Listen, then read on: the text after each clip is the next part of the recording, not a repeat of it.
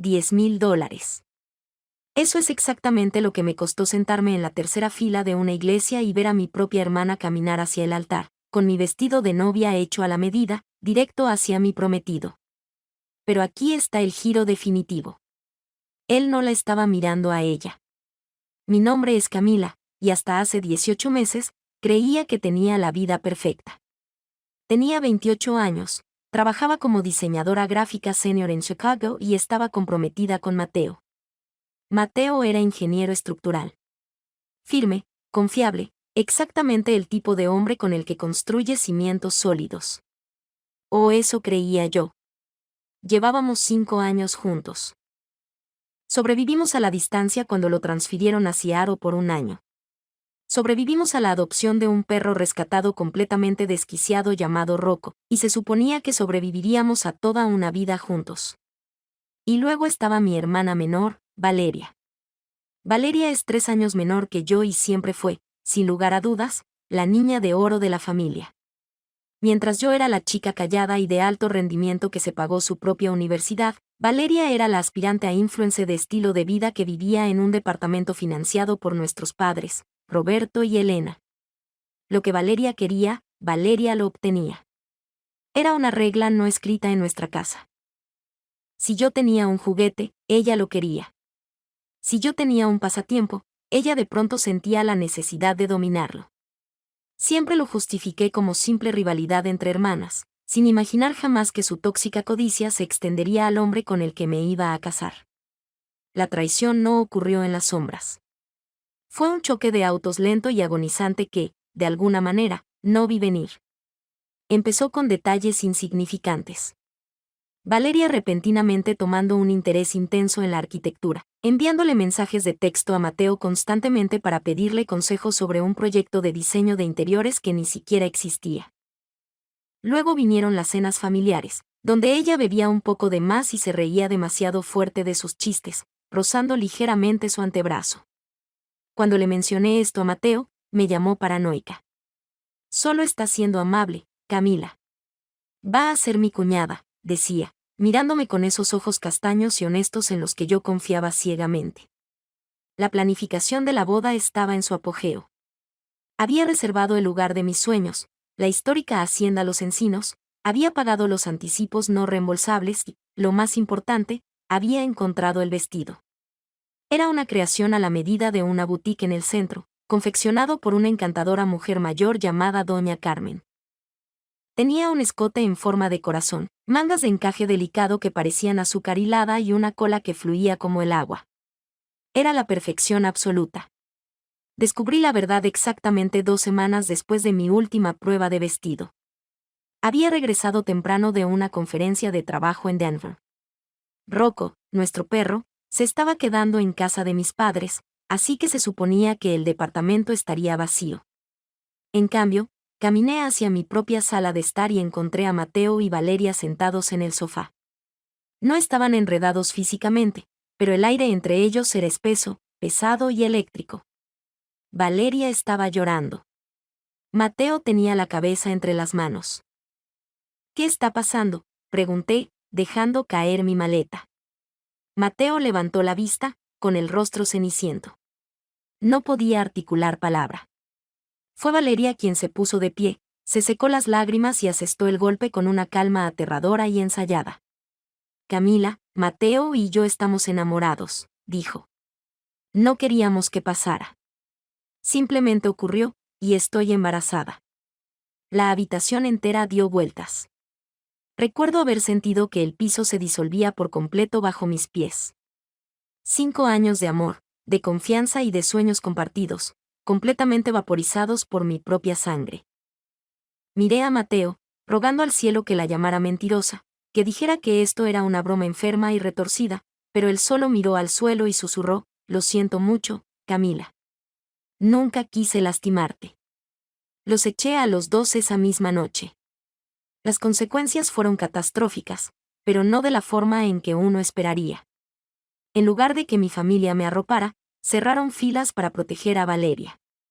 Mi madre, Elena, me llamó a la mañana siguiente, no para consolarme, sino para gestionar el desastre de relaciones públicas. Camila, Cariño, tienes que ser la persona madura aquí, suplicó mi madre por teléfono, con la voz destilando esa dulzura manipuladora que usaba cuando quería salirse con la suya. Valeria lleva en su vientre a nuestro primer nieto. Mateo quiere hacer lo correcto y casarse con ella. Los anticipos de la hacienda Los Encinos, el banquete, las flores, la banda, ya todo está pagado. Sería una verdadera lástima desperdiciarlo. Deja que ellos se queden con la boda. Yo estaba asqueada. Me robaron la vida, mamá. ¿Y ahora quieres que también me roben el día de mi boda? No seas dramática, intervino mi padre desde el fondo. Es solo una fiesta. Tu hermana necesita esto ahora mismo. Me negué a darles mi bendición, pero legalmente, los contratos del lugar y el banquete estaban firmados conjuntamente por mis padres. Simplemente transfirieron los nombres. Valeria se iba a quedar con mi lugar, con mi menú y con mis flores. Pero el insulto final, la daga absoluta clavada directo en el corazón, llegó 3 semanas antes de su boda robada. Mi madre apareció en mi nuevo y diminuto departamento con una mirada de pura desesperación. Valeria, en su delicado estado de embarazo, estaba sufriendo un colapso nervioso porque no podía encontrar un vestido que le gustara con tan poco tiempo de anticipación. Ella quiere tu vestido, Camila, dijo mi madre, mirando a cualquier parte menos a mi rostro. Doña Carmen dice que puede alterarlo para que se ajuste a su vientre. Te lo pagaremos, por supuesto. Por favor. Es la familia. Me reí hasta llorar. Era tan absurdo, tan profundamente sociópata, que ni siquiera podía procesar el enojo. Fui a mi armario, abrí el cierre de la inmaculada funda blanca y arrojé el vestido a los pies de mi madre. Llévatelo, dije, con la voz muerta. Llévatelo todo. Pero que te quede claro esto, voy a ir a esa boda. Quiero un asiento en primera fila para ver cómo este tren se descarrila. El sábado 14 de octubre, el día en que se suponía que me convertiría en la señora de Vargas. En lugar de eso, desperté sola en mi departamento de una habitación, me serví una taza de café negro dolorosamente cargado y comencé a arreglarme para asistir a mi propia pesadilla. Tiempo después, la gente me preguntaba por qué fui.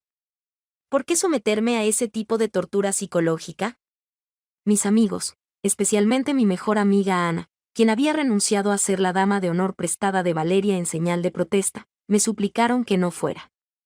Podemos ir a un spa, emborracharnos, tirarle dardos a una foto de la cara de Mateo, lo que sea menos ir a la hacienda Los Encinos. Pero yo tenía que ir. Si me quedaba en casa, sería la exprometida rota y amargada llorando en la oscuridad. Necesitaba que me vieran. Necesitaba que me miraran a los ojos y sintieran el peso de lo que habían hecho. Elegí mi atuendo con precisión letal. Llevaba un vestido verde esmeralda, largo hasta el suelo y hecho a la medida. No era blanco, no era ostentoso, pero me quedaba como un guante y hacía resaltar mi cabello castaño rojizo. Me puse los pendientes antiguos de rubí de mi abuela, un trazo de lápiz labial rojo intenso y una armadura de pura e inquebrantable apatía. Cuando llegué a la hacienda Los Encinos, el aire cambió. El murmullo entre los invitados se apagó mientras yo caminaba por los jardines impecables hacia el área de asientos al aire libre. Vi rostros familiares, tíos, tías, amigos en común, todos mirándome con una enfermiza mezcla de lástima y fascinación morbosa. Divisé a la tía Beatriz, una mujer notoriamente franca que había condenado abiertamente a mis padres por este circo, dándome un sutil asentimiento de respeto. Pasé de largo al acomodador y me senté en la tercera fila, justo en el pasillo, del lado del novio. Mateo ya estaba en el altar. Llevaba el smoking gris carbón que habíamos elegido juntos. A su lado estaba su padrino, su hermano Diego, quien ni siquiera se atrevía a mirarme a los ojos. Mateo estaba pálido. Parecía un hombre siendo llevado a la horca, ajustándose los puños con nerviosismo, cambiando el peso de un pie al otro, escaneando a la multitud. Cuando sus ojos finalmente se posaron en mí, se quedó helado. Yo no lo fulminé con la mirada. No lloré. Simplemente le ofrecí una pequeña sonrisa, aterradoramente serena. Tragó saliva con dificultad, su nuez de Adán subiendo y bajando, y apartó la mirada rápidamente, con el rostro teñido de un rojo carmesí. Entonces, El cuarteto de cuerdas empezó a tocar. El canon en re, mi canción. Los invitados se pusieron de pie. Yo permanecí sentada un momento más que el resto, solo para dejar clara mi postura, antes de levantarme lentamente. Al final del pasillo estaba mi padre, luciendo dolorosamente orgulloso, y Valeria. Cuando la vi, una risa extraña e histérica burbujeó en el fondo de mi garganta. Llevaba mi vestido, pero ya no parecía mi vestido. Valeria es más baja que yo y tiene una complexión completamente diferente. Incluso con las alteraciones de emergencia de Doña Carmen, el vestido se veía fundamentalmente mal en ella. Las delicadas mangas de encaje, diseñadas para cubrir con gracia los hombros, estaban estiradas y tensas sobre sus brazos. El corsé, forzado a acomodar su incipiente embarazo, había perdido por completo su elegante estructura, viéndose abultado y pesado. La cola se arrastraba torpemente porque se había negado a cortarle el dobladillo, buscando el efecto dramático completo. Parecía una niña jugando a disfrazarse en el armario de su madre.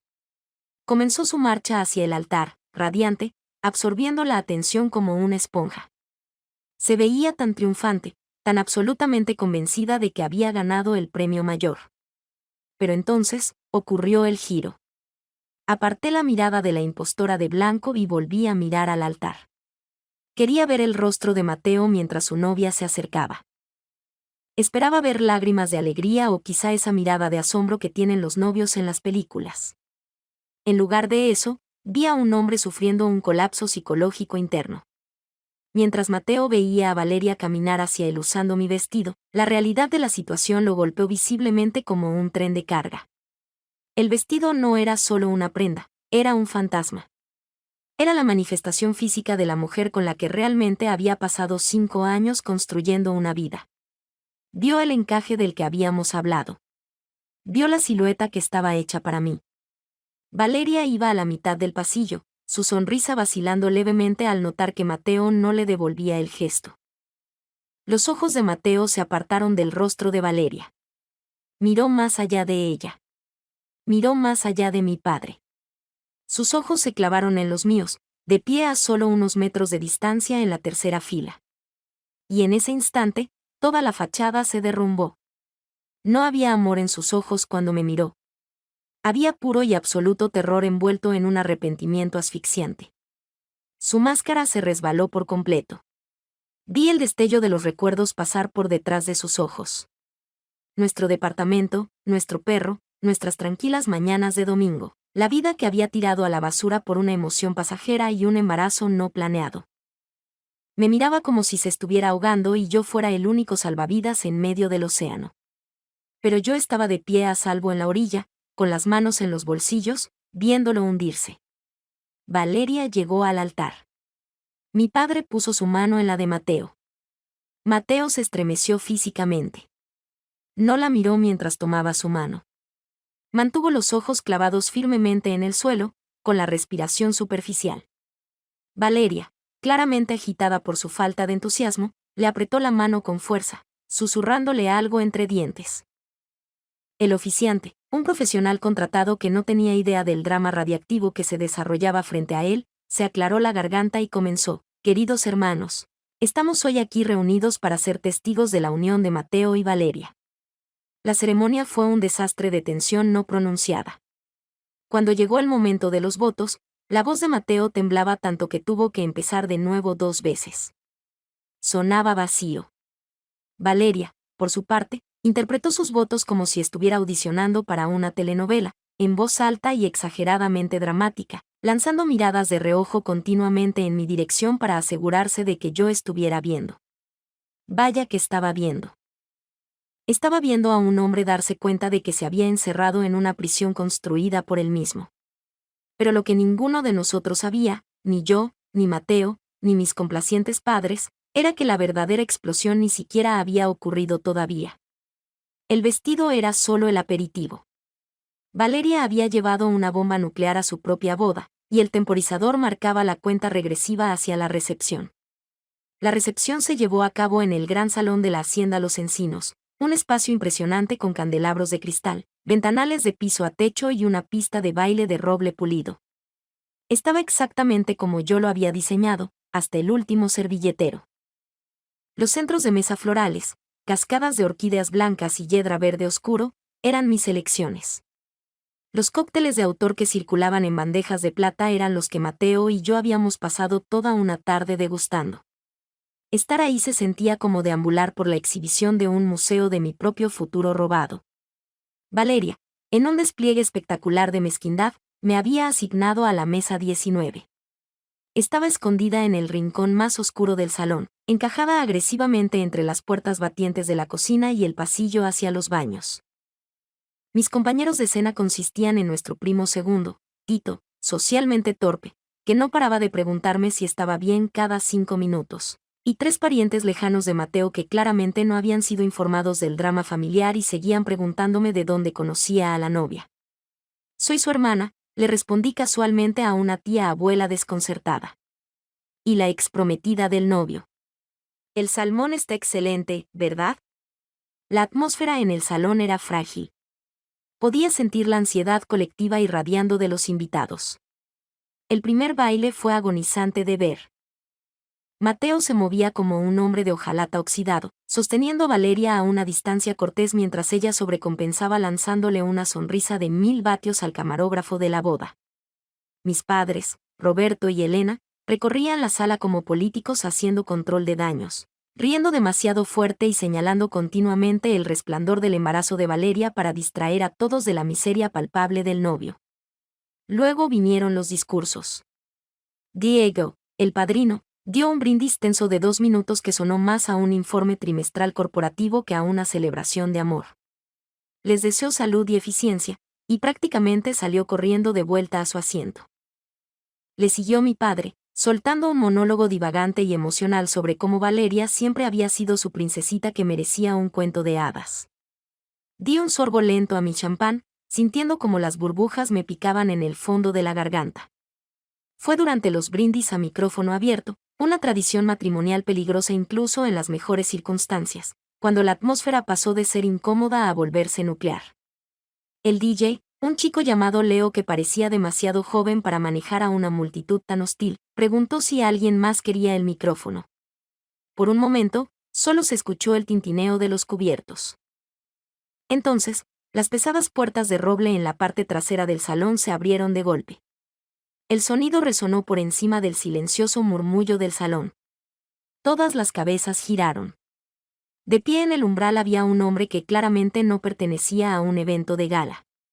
Llevaba una chaqueta de cuero desgastada, jeans oscuros y unas botas que parecían haber pisado el interior de cada bar de mala muerte en Chicago. Era alto, rudamente atractivo de una manera caótica, y estaba furioso. Yo sabía exactamente quién era. Su nombre era Damián. Era un cantinero y aspirante a músico con el que Valeria había estado saliendo casualmente y de forma intermitente durante los últimos 2 años. Mis padres lo detestaban absolutamente porque no tenía un fondo fiduciario ni un título prestigioso, y Valeria lo trataba pésimo, dándole falsas esperanzas cada vez que necesitaba un impulso para su ego. Damián no esperó a ser escoltado. Marchó directo, pasando por alto al horrorizado acomodador, con los ojos clavados en la mesa principal donde estaba sentada Valeria. El rostro de Valeria perdió todo su color. Se quedó completamente pálida, camuflándose con la masacrada gasa de seda de mi vestido de novia robado. Se levantó de un salto de su silla. Seguridad, chilló, con la voz quebrándose por el pánico. Sáquelo de aquí. Ahora mismo. Pero Damián ya estaba en la cabina del DJ. Le arrebató el micrófono inalámbrico de las manos a Leo antes de que el pobre chico pudiera siquiera procesar lo que estaba pasando. No se preocupe, señora Vargas. No me voy a quedar para el pastel. La voz de Damián retumbó por los altavoces del salón, áspera y goteando veneno. La sala entera cayó en un silencio mortal y paralizado. Incluso el personal del banquete se quedó congelado con las bandejas de filete Wellington en las manos. Damián se volvió para mirar a la multitud, levantando un grueso sobremanila. Solo quería dejar un pequeño regalo de bodas. Verán, Valeria me dijo que cortaría lazos conmigo hace unos meses porque finalmente había atrapado a un tipo con un cheque de sueldo real. Señaló directamente a Mateo, quien lo miraba en absoluta confusión. Felicidades por el ascenso, amigo. Apaguen el micrófono, gritó mi madre, corriendo hacia el frente. Pero Damián simplemente la esquivó. Pero aquí va una historia graciosa, continuó Damián, elevando la voz con ira. Hace unas semanas, Valeria vino a mi departamento llorando. Dijo que necesitaba un hisopado bucal. Me dijo que era para algo del historial médico del bebé. No soy idiota. Sé lo que es una prueba de paternidad prenatal no invasiva. Pagó por el procesamiento VIP urgente porque necesitaba saberlo con seguridad antes de caminar hacia el altar hoy. El silencio en el salón era tan profundo que se podía escuchar el zumbido del aire acondicionado. Me dijo que los resultados demostraban que el bebé era de Mateo, y me dio $10,000 para que borrara su número, dijo Damián, con la voz quebrándose levemente antes de endurecerse de nuevo. Pero Valeria siempre ha sido descuidada. La clínica envió los resultados por correo electrónico al contacto de emergencia, yo. Caminó hacia la mesa principal, estrelló el sobremanila justo en el centro del pastel de bodas intacto de Valeria, y se acercó al micrófono una última vez. Puedes quedarte con los $10,000, Valeria, pero no me vas a quitar a mi hijo. Nos vemos en el tribunal de familia. Dejó caer el micrófono. Golpeó el suelo con un chillido ensordecedor de retroalimentación que hizo que la mitad del salón hiciera una mueca de dolor. Damián se dio la vuelta y salió exactamente por donde había entrado, dejando una aniquilación total a su paso. Por lo que pareció una eternidad, pero probablemente fueron solo 10 o 15 segundos, el gran salón de la Hacienda Los Encinos fue un museo de la conmoción. Era un cuadro de devastación pura y absoluta, congelado en el tiempo. El chillido ensordecedor de la retroalimentación del micrófono aún parecía hacer eco en las vigas, zumbando en los oídos de 200 invitados sin aliento. Nadie se atrevía a moverse. Los meseros permanecían completamente paralizados, con bandejas de costoso champán y delicados entremeses suspendidas en el aire. El cuarteto de cuerdas en la esquina había dejado de tocar abruptamente, con el arco de un violonchelista flotando a centímetros de las cuerdas. Todo lo que se escuchaba era el zumbido bajo y mecánico del aire acondicionado industrial y la respiración entrecortada y llena de pánico de mi hermana en la mesa principal. El epicentro de la destrucción era el pastel de bodas de 4 pisos de vainilla que yo había elegido minuciosamente meses atrás. Descansando justo en el medio de sus inmaculadas flores de crema de mantequilla blanca, estaba el sobremanila. Parecía un objeto extraño y sucio, una granada a la que ya le habían quitado el seguro. Entonces, todo volvió a ponerse en movimiento de golpe. Mateo extendió la mano hacia el sobre. Sus movimientos eran lentos, inestables, como alguien que despierta de una pesadilla de la que no puede escapar del todo. Le temblaba la mano mientras agarraba el grueso papel. Mateo, no. La voz de Valeria rasgó el silencio, cruda y desesperada. Se abalanzó sobre la mesa, forcejeando para agarrarlo. En su pánico, su manga de encaje se enganchó en una copa de cristal. Se hizo añicos, la tela se rasgó bruscamente, pero ella ni siquiera se inmutó. No lo leas. Está mintiendo. Se lo inventó. Mateo no respondió. La empujó a un lado con facilidad, dando un paso atrás como si ella ya no existiera. Sin dudarlo, rompió el sobre, untando el glaseado del pastel por todo el documento en su interior. Desde mi asiento en las sombras, observé su rostro. Conocía cada una de sus expresiones, cada parpadeo de emoción. Pero esto era diferente. Esto era el colapso total. Sus ojos escanearon la página, luego la siguiente. Primero llegó la confusión, frunciendo el ceño como si las palabras se negaran a tener sentido. Luego la duda, su mirada yendo rápidamente hacia Valeria, buscando algo, cualquier cosa que refutara lo que estaba viendo. Pero todo lo que encontró fue miedo. Y eso fue suficiente. La verdad lo golpeó de golpe. El color se esfumó de su rostro, dejándolo vacío, casi translúcido. El niño no era suyo. Todo lo que había justificado, cada elección, cada traición estaba construida sobre una mentira. No era un hombre haciendo lo correcto. Era un idiota del que se habían burlado. El papel se escurrió de sus dedos, cayendo entre agua derramada y vidrios rotos. Mateo, por favor. Valeria cayó de rodillas, aferrándose a él. El rímel le surcaba el rostro, manchando el vestido arruinado. Puedo explicarlo. Pensé que era tuyo, te lo juro. Te amo. Pero Mateo no se movió. Simplemente se quedó ahí, mirando a la nada, mientras su mundo se desmoronaba en silencio. No soy tu esposo, dijo Mateo. Su voz no fue un grito. Fue un susurro hueco y aterrador que, de alguna manera, resonó en todo el salón sin aliento. La miró desde arriba con un nivel de repulsión tan profundo que hizo que mi propio estómago se contrajera. La miró como si fuera un insecto venenoso que se le había trepado al zapato. Llevó la mano a su solapa, sus dedos encontrando el boutonniere de orquídea blanca, el que yo había elegido. Lo arrancó, haciendo un pequeño agujero en la costosa tela del smoking, y lo dejó caer justo en el regazo de Valeria. No vuelvas a contactarme nunca. No me llames. No me envíes mensajes. No te acerques a mí. Le dio la espalda a su novia que sollozaba y comenzó a alejarse. Pero mi padre, Roberto, de repente salió de su propio estupor. Su rostro se tiñó de un púrpura profundo y peligroso. Marchó alrededor de la mesa, inflando el pecho, desesperado por mantener la ilusión de control sobre la cual había construido toda su identidad. Mateo, hijo, espera un minuto, ladró Roberto, usando su autoritaria voz de sala de juntas. Extendió la mano para agarrar a Mateo por el hombro. Vamos todos a la suite nupcial privada y discutamos esto como hombres racionales. Podemos manejar esto en silencio. Tócame, Roberto, y te juro por Dios que haré que te arresten por agresión, gruñó Mateo, girando bruscamente. Su voz finalmente se quebró con una rabia pura y sin adulterar. El veneno en su tono fue como un golpe físico. Mi padre literalmente retrocedió, levantando las manos en señal de rendición, abriendo y cerrando la boca como un pez varado. Tú y tu hija psicópata pueden pudrirse.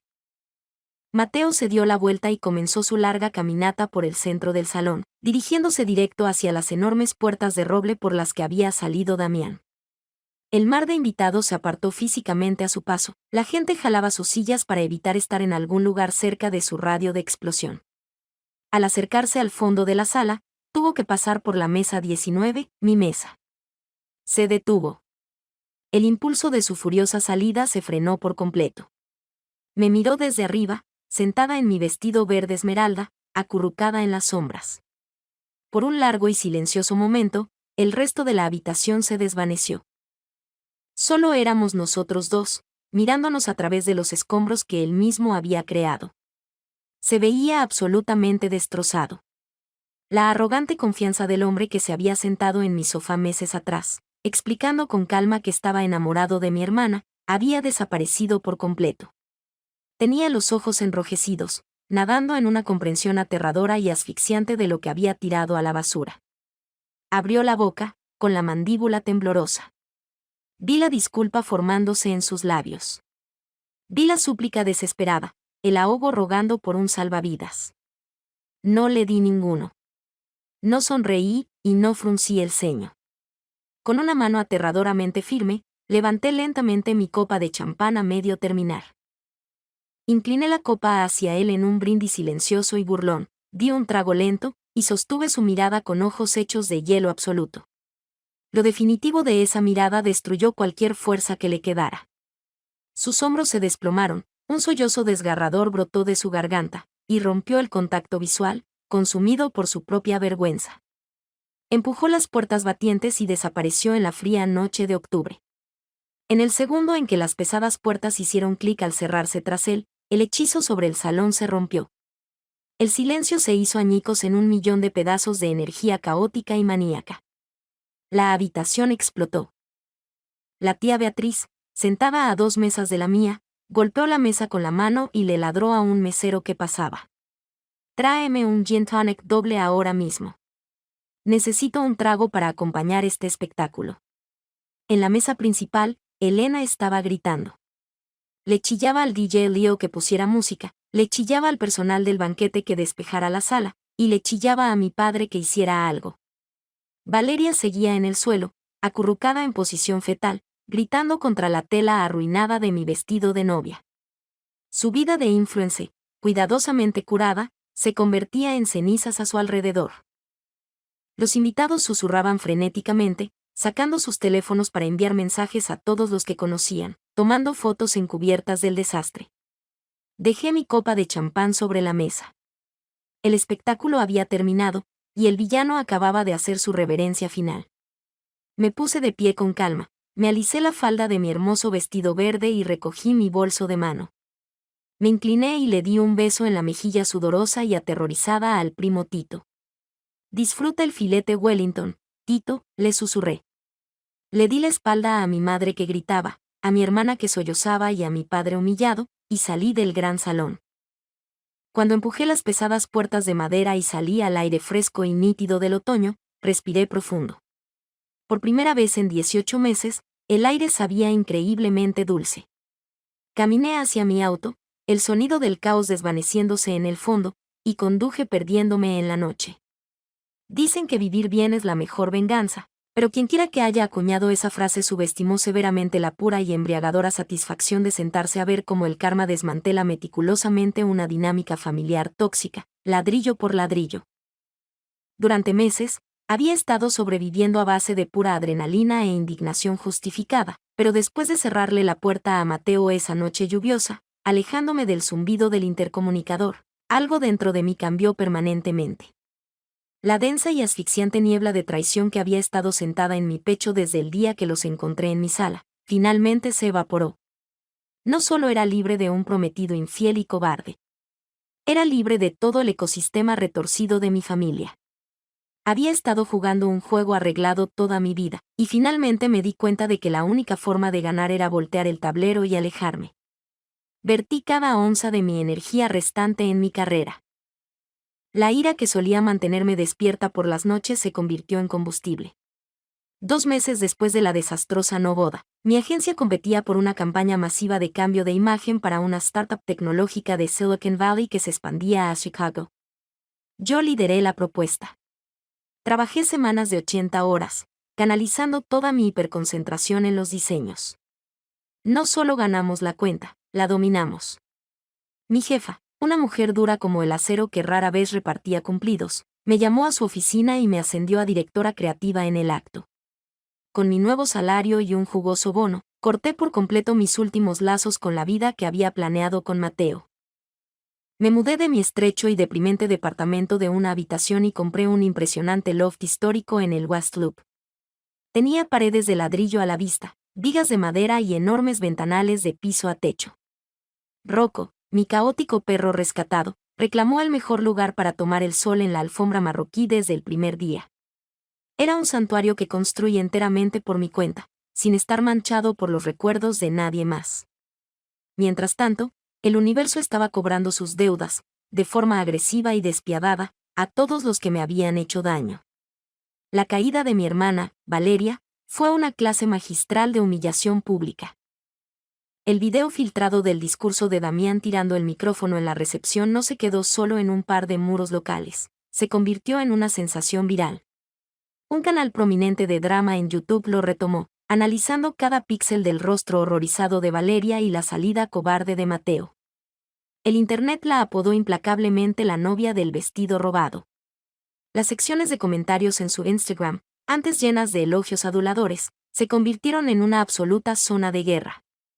Los usuarios diseccionaban su estilo de vida curado, señalando la pura crueldad de robarle el prometido y el vestido a su hermana, solo para intentar atraparlo con el bebé de otro hombre. Los patrocinios de influencer que financiaban su vanidad se evaporaron de la noche a la mañana. Marcas de cuidado de la piel de boutique y compañías de té orgánico la abandonaron al instante, citando cláusulas de moralidad y un deseo de distanciarse de la controversia. Valeria se vio obligada a enfrentar una realidad brutal. Damián, fiel a su palabra, no desapareció simplemente en la noche. Contrató a un abogado sorprendentemente competente y la llevó al tribunal de familia por la custodia compartida. Como mis padres habían agotado sus activos líquidos en el desastre no reembolsable de la Hacienda Los Encinos, no podían permitirse los abogados tiburones de alto poder en los que solían confiar para salir de sus problemas a base de billetes. Damián ganó fácilmente. Valeria, La niña de oro que solía llorar si un barista usaba leche de almendras en lugar de leche de avena, ahora estaba atada al hombre que públicamente había llamado basura campesina. Me enteré por ahí, cortesía del primo Tito, a quien le encantaba enviarme actualizaciones no solicitadas, que Valeria se vio obligada a conseguir un trabajo real para pagar sus crecientes honorarios legales y la deuda de sus tarjetas de crédito.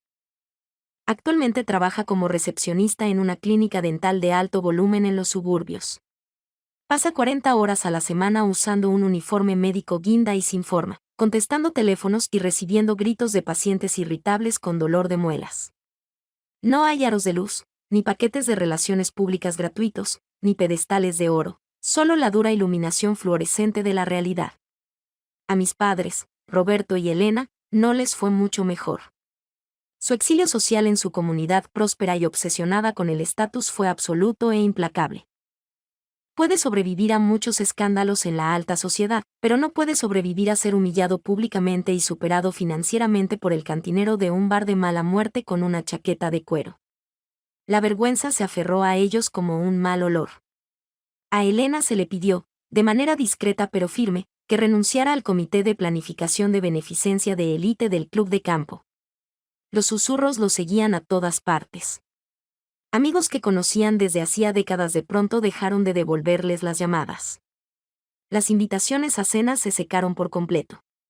La realidad financiera de sus decisiones los golpeó aún más fuerte. La hacienda Los Encinos, el banquete de 5 tiempos, la barra libre de primera, los arreglos florales importados, todo era completamente no reembolsable. Combinado con las facturas legales de Valeria y la absoluta destrucción de su posición social, no pudieron mantener su estilo de vida. Se vieron obligados a reducir sus gastos de forma humillante. Vendieron la enorme y extensa casa de la infancia en la que crecí y subastaron la mitad de sus muebles antiguos. Se mudaron a un condominio mucho más pequeño y genérico en un suburbio de clase media completamente distinto donde nadie conocía sus nombres, borrándose efectivamente del mapa que solían gobernar. Y luego, estaba Mateo. Después de su patético intento en el intercomunicador, intentó contactarme 3 veces más. Envió un enorme ramo de rosas blancas a mi oficina, que yo le entregué sin dudarlo al conserje del edificio. Escribió una carta desesperada de 6 páginas a mano, detallando su momentáneo lapso de juicio y rogando por una segunda oportunidad, carta que usé para forrar el fondo de la jaula de Rocco. Cuando finalmente se dio cuenta de que mi silencio era un muro permanente, cayó en espiral. Se había mudado a un complejo de departamentos corporativos, estéril y deprimente, ahogándose en la deuda por romper el contrato de arrendamiento de la casa de lujo que había aluado para su familia robada. Pero el verdadero golpe vino de su carrera. La firma de ingeniería estructural para la que trabajaba era una empresa unida y de la vieja escuela, donde la reputación y la integridad eran primordiales. Si bien sus jefes no podían despedirlo técnicamente por su desastrosa vida personal, la falta de respeto de sus colegas se convirtió en una nube tóxica de la que no podía escapar. Había demostrado ser un hombre capaz de traicionar fríamente a su pareja de 5 años, aceptar a ciegas criar a un hijo sin hacer una sola pregunta, y luego huir a la primera señal de vergüenza pública. Nadie quería asociarse con él en los proyectos. Nadie lo invitaba a los tragos después del trabajo. Incapaz de manejar el ambiente hostil que él mismo había creado, Mateo finalmente renunció. Se mudó a una firma más pequeña y menos prestigiosa en un pueblo lúgubre de Ohio, aceptando un recorte salarial masivo solo para escapar de los fantasmas de Chicago. Se fue con las manos vacías, sin esposa, sin prometida, sin respeto y sin futuro. No he hablado con ninguno de ellos en más de un año. Cambié mi número de teléfono, bloqueé agresivamente sus correos electrónicos y establecí límites hechos de acero reforzado. Justo la semana pasada, estaba haciendo una limpieza de primavera en mi loft cuando encontré la funda de ropa empujada hasta el fondo de mi vestidor. Abrí el cierre y saqué el vestido de gasa de seda hecho a medida. Era una visión trágica. Todavía estaba manchado en el cuello con la base de maquillaje pesada y anaranjada de Valeria, y las delicadas mangas de encaje estaban permanentemente deformadas y rasgadas por haberse estirado sobre sus brazos. Era la baja física de una guerra que yo nunca pedí pelear. Pero mientras estaba ahí de pie bajo la luz del sol, deslizando mis dedos sobre la tela arruinada, me di cuenta de algo increíble. No me sentía enojada. No me sentía triste. No sentía absolutamente nada. El vestido era solo tela. Lo guardé en una caja de cartón y manejé hasta una compañía de teatro comunitario local. Me dijeron que estaban montando una producción cruda y vanguardista de Frankenstein, y que necesitaban desesperadamente un vestido arruinado y de aspecto trágico para la novia del monstruo. Sonreí, les entregué la caja y les dije que era la talla absolutamente perfecta. Ahora tengo 30 años. Estoy sentada en mi sofá de terciopelo, bebiendo una taza perfecta de café de prensa francesa, y mirando el horizonte de Chicago. Perdí a un prometido, a una hermana y a un par de padres, pero lo que gané fue muchísimo más valioso que cualquier cosa que ellos me hayan quitado. Gané una paz absoluta e inquebrantable. Y honestamente, nunca he sido más feliz. Vaya, eso sí es que la basura se saque sola. La venganza de Camila no consistió en desquitarse. Consistió en brillar y dejar que el karma hiciera el trabajo pesado. Si te encantó ver a esta familia tóxica recibir exactamente lo que se merecían, dale a ese botón de me gusta ahora mismo.